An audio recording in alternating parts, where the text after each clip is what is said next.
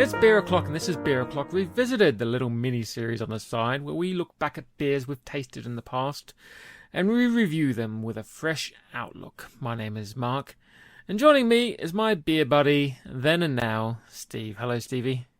Hi Mark, how you doing? I'm doing alright, mate. How are you? I'm fine. Looking forward to getting back into another beer. Yeah.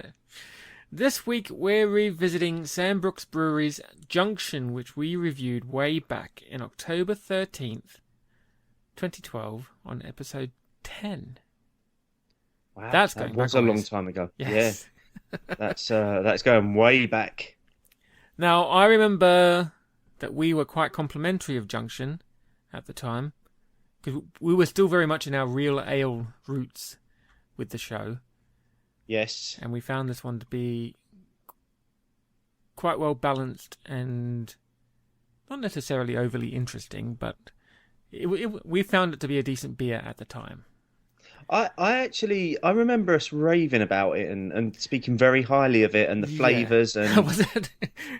there was some rich flavours in there. So I'm quite interested to considering that we did that. What did you say, back in October 2012? So it was probably cold. It was probably a dark evening, and here as we sit recording this tonight, it's a warm evening. It's the middle of summer, and I'm wondering whether that will not just the 3 years that has gone between then and now, but whether the environment that we're drinking it in will make us think any differently of it. Indeedy. So this is a 4.5%. Calls itself a premium ale. And I think I've said it at the time. This is reading my back of the label research. It's named after the local railway station at Clapham Junction, obviously, with Sambrooks being based in Battersea, between the River Wandle, name of another of their beers, and Battersea Power Station.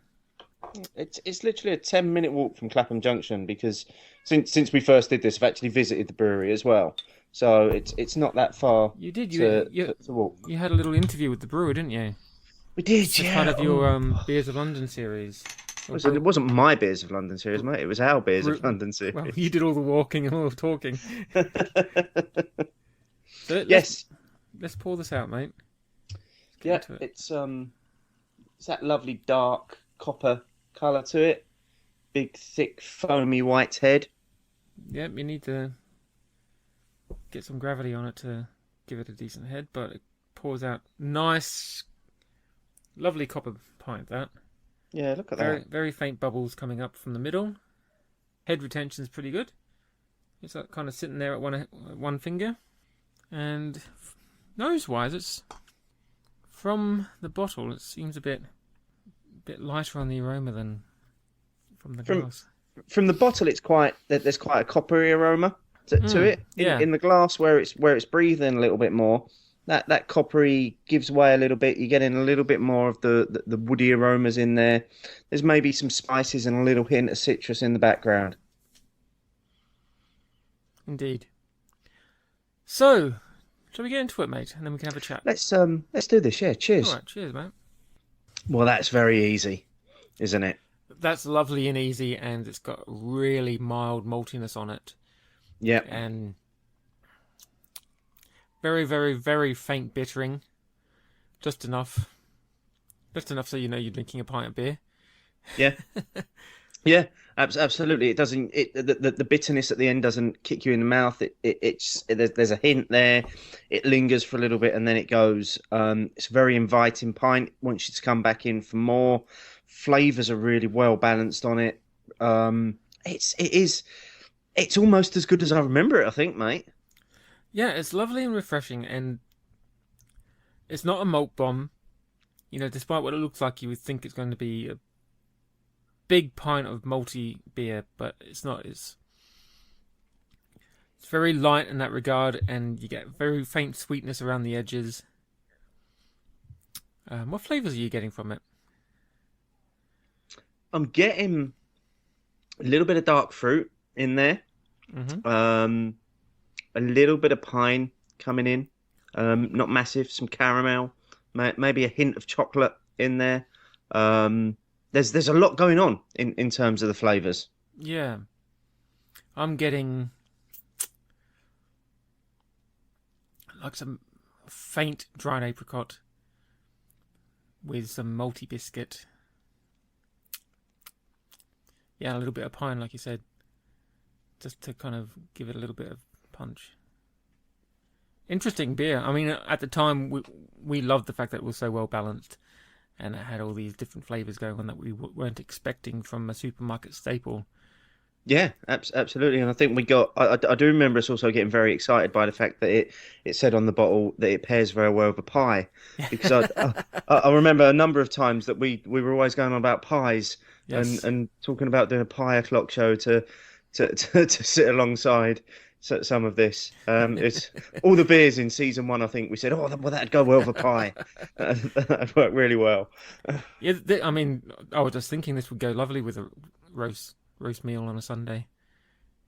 You know? Yeah, but equally, going back to what I said at the beginning about the different times in the year that we've drunk them, chill this down a little bit. It would work very well for barbecue as well. Yeah. Wouldn't it?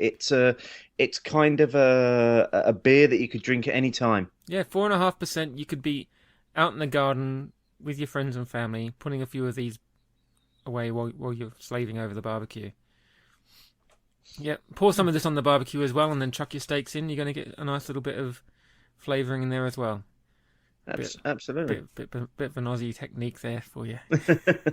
Although they tend to clean the barbie with 4X because that's all it's good for, really. I think this. I'm not sure about you, mate, but I'm pretty sure this is probably the first time I've drunk this since October 2012 as well. Same here. I think we've had Wandle since then. We've had Wandle. I think we've done their Pump House Pal. Oh, we did as well, yeah. I think those are kind of the 3 staples that Sambrooks do, and then I know they do then a range of cask seasonals, and there's a barley wine that they did a few years ago as well to celebrate their 5th anniversary. So yeah, I mean they're one of these breweries. You know, they don't do a massive range of beers, but the beers that they do very, very well. Yeah, it's unfortunate that you don't see their beers around much. I mean, you see Wandle here and there, especially in the pubs that cater more to the Camera Real Ale Brigade.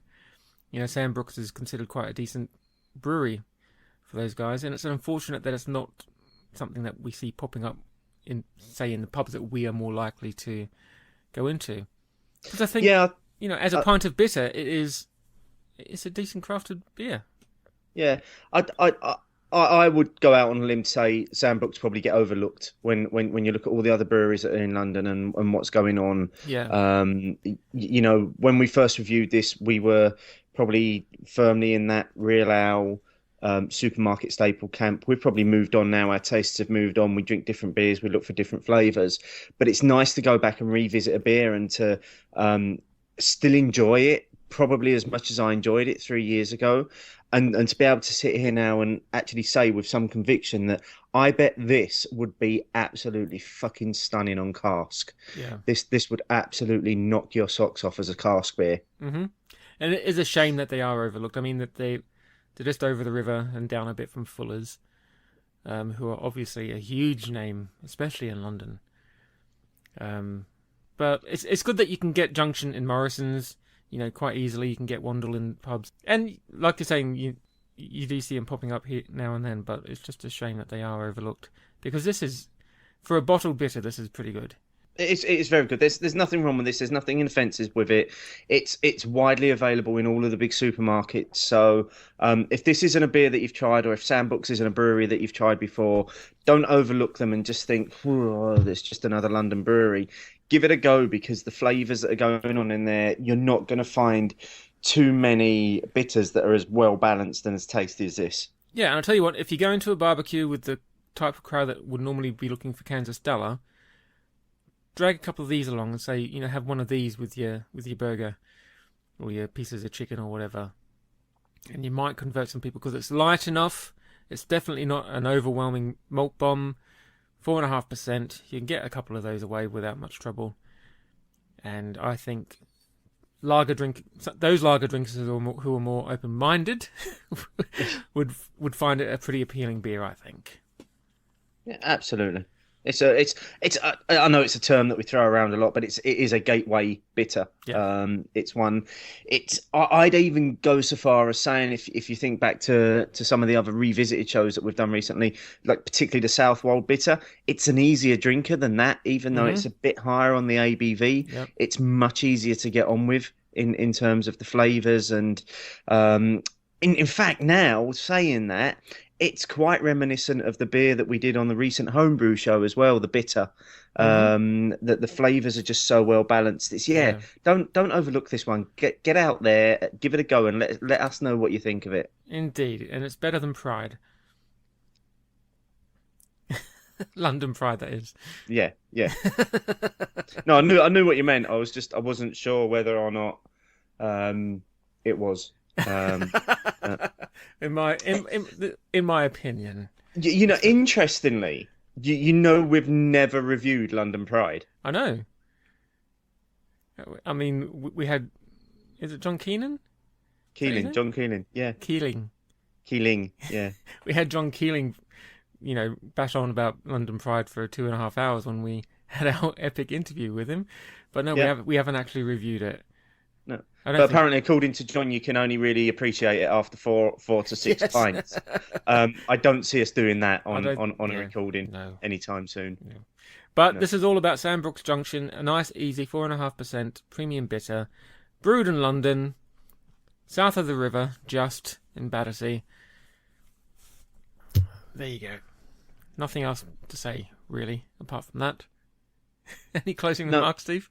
Just like I say, just fantastically well balanced, full of character, lovely flavours going on in there. Don't pass it by in the supermarket. Pick it up, give it a go. Indeed. Right. What's our next revisited we're doing, buddy? The next one's going to be an interesting one. It's one of the shows that we get most derided for is our original review of Brewdog's Punk IPA. That there are still people that come across that when they go back and listen to shows and they get on Twitter and they have a proper go at us to say, what the hell were you two thinking? So we thought it was finally time to revisit Punk IPA.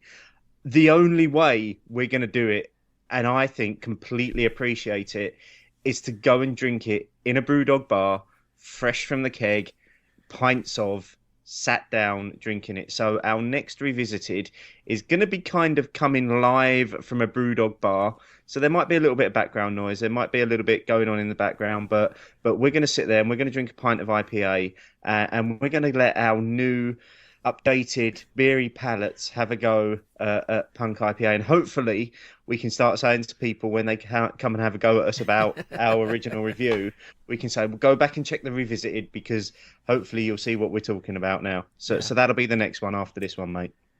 Right. Until next time, pal. It's been nice revisiting Junction with you again. It's been very enjoyable revisiting this. I've really enjoyed it, mate. Until next time.